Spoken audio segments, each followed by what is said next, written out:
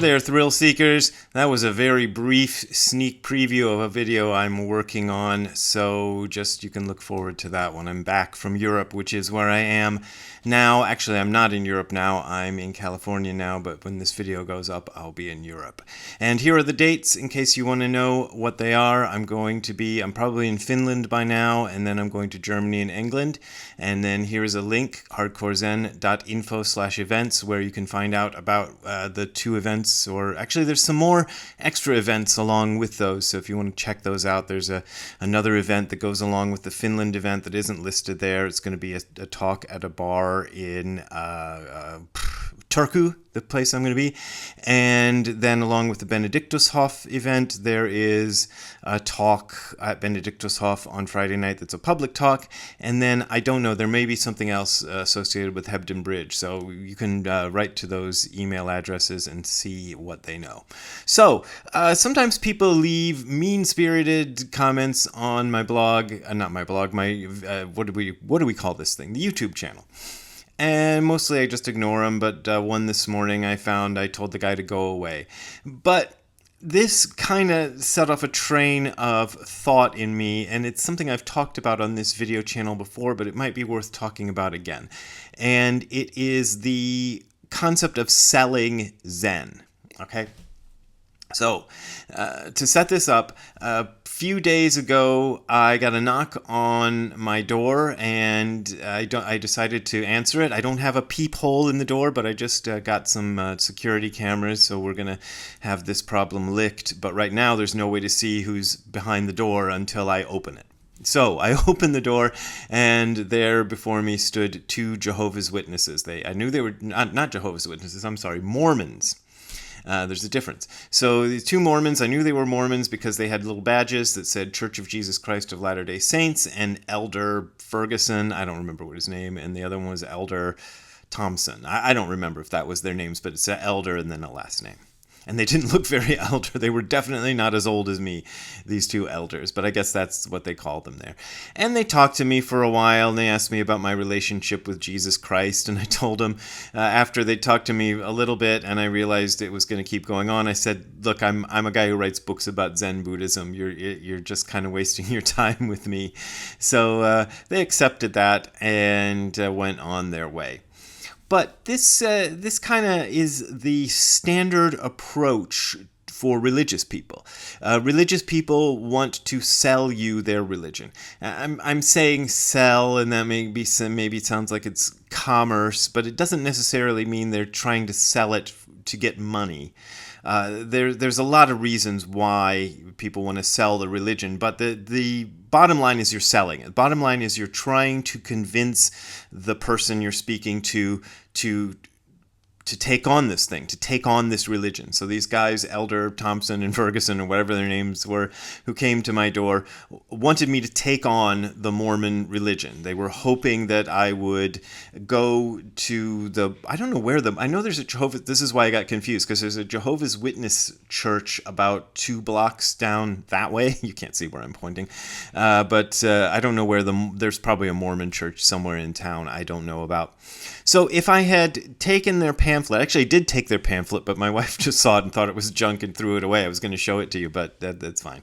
I did take their pamphlet, and if I hadn't thrown it away, and if I had decided to go show up at the Mormon church in town, I'm sure people would have been very welcoming and friendly, and, I don't know if Mormons hug or what they do, but I'm sure everybody would have been very happy to see me and very happy to have me be there, and would have made efforts to get me to participate in the Mormon church and become a Mormon.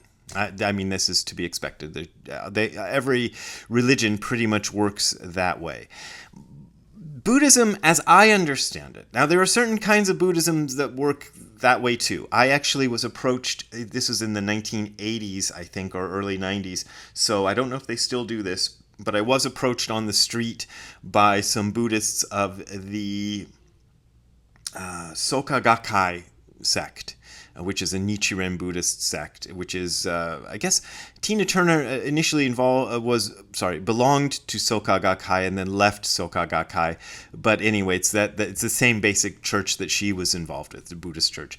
And I did get approached by some of these guys on the street who did try to get me to join the Nichiren, what did I just say? The name Soka Gakkai organization. So there are Buddhists who do that. But my understanding of Buddhism, at least the type of Buddhism that I learned, is we don't do that. We don't make any effort to bring people in. In fact, if anything, we do the opposite.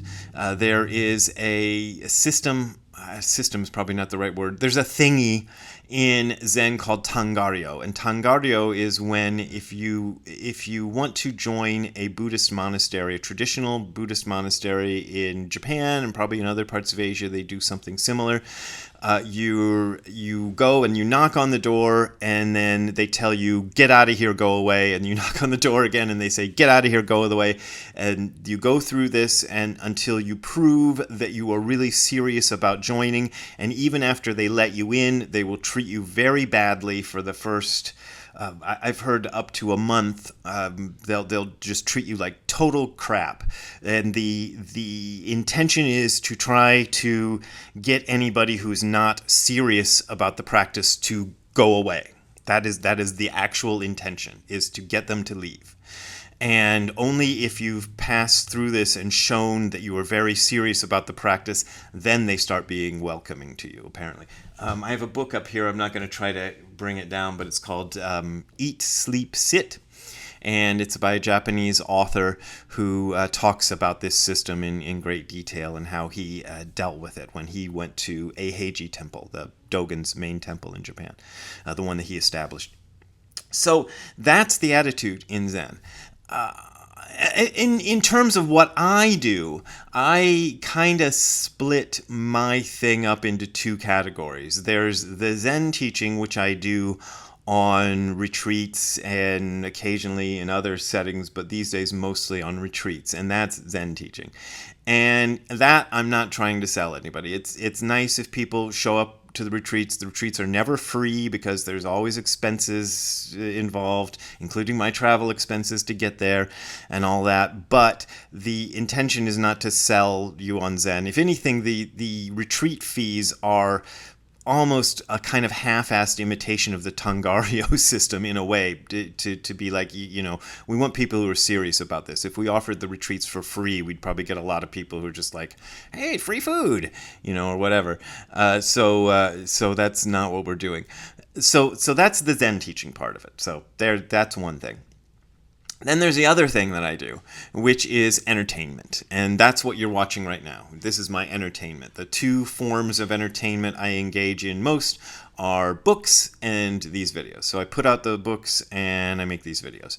And I hope that the books will be entertaining and will sell well, and I'll make whatever efforts, between me and my publishers that we want to do to try to help ensure sales.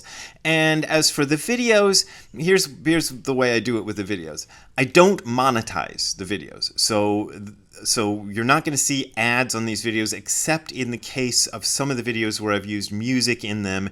And then because of the way YouTube works, sometimes the people who own that music get the opportunity to put the ads on them. And I do try to avoid even that. That's the only kind of ads you'll see on these videos. You won't suddenly get the video interrupted by an ad like you do sometimes when I'm watching YouTube videos. This often happens when I'm watching Doug's Dharma, for example, one of the other Buddhist YouTubers. Halfway through the video, boom, it's a commercial, and I don't like that. I don't like looking at those commercials, and I especially don't like it from my end because I have no control over who puts the commercials on. So whatever commercial comes on, it will seem as if I'm endorsing that thing, and I might not be endorsing that thing, so I don't want to put the commercials on. Now, even if I could do that, before somebody goes in and says, oh, there's a way to set that up so it doesn't happen. Maybe there is. I haven't even bothered to check that because YouTube won't start giving you ad revenue until after, I think it's either 10,000 or maybe it's even 100,000 views. Anyway, if you look at the view count on this video, you'll see it's probably, if it's a normal video for me, it's probably got 2,000 views at the most. That's my average is about 2,000 views per video, which means they would never trigger the monetization of me getting money, but they would get ads if I monetize them. So I would be giving free advertising away to up until the, let's say, 10,000th view. All the other ads that appear are appearing for free, and I'm taking a gamble that if it gets 99,999 views, I'm still not going to get any ad revenue, or whatever the number is. I know that last time I checked it, the number was way higher than the average number of views I get per video. So I don't monetize. What I do is I say you can leave a donation, and I say this every time, and I'm going to say that it's at the end of the video. I say, but you don't have to donate if you don't want to. Sometimes I go on a little bit longer, and if I went on a little bit longer, what I would say is that your donations help me do my work, and they are the largest by far source of my income these days. However, I don't want people who watch these videos to feel like they're obligated to spend money on them. What is that boop boop noise? Anyway, we just installed these motion detector things. Anyway, So I don't want anybody who watches these videos, including you, dear viewer, right now, to feel obligated to send me a donation. It's just, I appreciate if you send me a donation, but it's not required. It's nice, but it's not required. So that's the way I do it, because I think that's the fairest way to do it. But, on the other hand, I do hope that people donate. Honestly, I hope that people donate. I would like it if everybody who watched the video donated. That would be nice. Because then, I earn more money, and that's good because my income isn't terrible, but it's not that great either. I get by. So you don't have to worry about me. But on the other hand, that's the way it works. There was some Dumbo who was on here saying, "Oh, he has the nerve to ask for money. Go get a job." Well, this is my job, and I'm older than I look, so getting another job at this point in my life would be probably greeter at Walmart. That's probably all I qualify for, but which is fine, which I've actually seriously considered doing. But we'll leave that aside. So there's that. So I think the reason that we don't sell Zen, I shouldn't even say I think the reason, I'm sure the reason we don't sell Zen is because it just doesn't work that way. Like you can't do this practice the way it needs to be done unless you really want to. Unless you actually care about it and want to do it and are serious about doing it, it's not going to work. So it's not a community touchy-feely kind of thing that's going to work just because I don't know what they do with the Mormon Church. You confess your allegiance to the religion or something, and that gets you in good with God. I really don't know. I don't have the pamphlet anymore, so I don't know how they do it. But it doesn't work that way. You have to actually be serious about the practice, and you have to want to do the practice. And people who don't want to do the practice aren't going to do it. And this is kind of one of my problems with the way things are done nowadays in Zen in America. I found out, much to my deep disappointment, when I tried to run a Zen center in Los Angeles, that there is just no way around compromising what you want to teach in order to get butts in seats, because it becomes incredibly important to make sure people are coming each week and people are donating each week, because you got bills to pay. The bigger the center, the more the bills you have to pay. So there's just no way around it. The one way that might be around it is you get a wealthy donor who gives you a no strings attached sort of donation, enough to make the center happen or something like that. Okay, I had to cut the video there to go and answer the door. As I told you, there's no people that I can look through to see who it is. It was the mail person, so that was fine. Anyway, So I found out that didn't work in my case. I suspect that's the case in a lot of centers. I've heard some stuff from people who are parts of big Zen centers in America, and I've heard about what they have to do in order to keep the big donors donating. I don't know if it was always this way. I know that Dogen was financed by some kind of daimyo or samurai of some sort. I don't see any evidence in his writings that there were any strings attached to that donation of the space that he had. But I think in those days there was a lot. It was cheaper to donate and make a center, and it was probably much more culturally understood that when one donated this kind of stuff, one did not expect a return on their investment. But, who knows? I'm sure there were people who did teach what their donors wanted them to teach. So, yeah, so that's the deal with that. And I wish I had a nice neat wrap up in a bow conclusion, but I just thought I would make a video that I could put up while I'm away, and this was a topic I thought was interesting and a bit timely. So there you go. And as I said, I would say, if you want to donate to me making more of these videos, there are donation links down below if you're watching this on YouTube, or if you don't like that, you can go to the URL hardcorezen.info/donate. That is hardcorezen.info/donate, and there you will find my PayPal and Patreon links. But as always, you don't got to make a donation if you don't want to make a donation, because this is offered for free, as I explained earlier. So that's that.